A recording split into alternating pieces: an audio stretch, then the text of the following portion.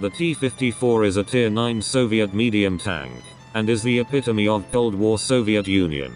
In real life, this tank was the most successful tank of all time, being exported to countries all over the world. In World of Tanks, this tank is the most successful in giving cancerous players who think they are good at the game a seat at high tiers. Most of these players still have the skills of a BT-7, but think that having a bigger toy to play in makes them skilled.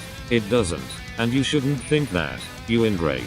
In order to utilize the best tank of all time properly, this is what you do. You load AP, but save some space for your cheat rounds and a few HE to fuck over the paper panzers harder than Kulaks fuck over the Ukraine.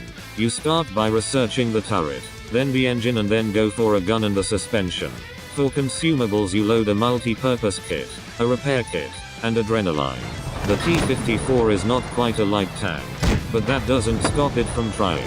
The T-54 is insanely fast and maneuverable but does not have the acceleration or top speed to be a light tank. This is because every once in a while the T-54 can bounce a shot, and if you play it right you can make this happen more and more often.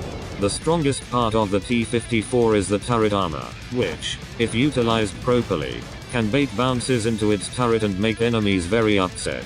You do this by going hull down and, in order to make sure your enemies don't think to use premium ammo, changing position constantly. However, not all positions may usable, as the T-54's gun depression suffers from an acute case of not existing. If this is unacceptable for you, then you may want to consider the other T-54 playstyle.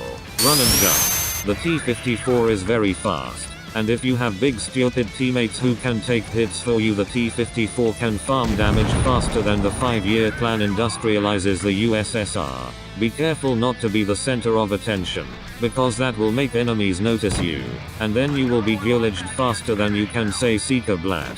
Keep your distance and run between enemy flanks and different sections of the battlefield. Make sure that if you use this strategy you must be on the move at all times. A stationary T-54 is a dead T-54. The T-54 is a versatile tank because you can change between these strategies at any time.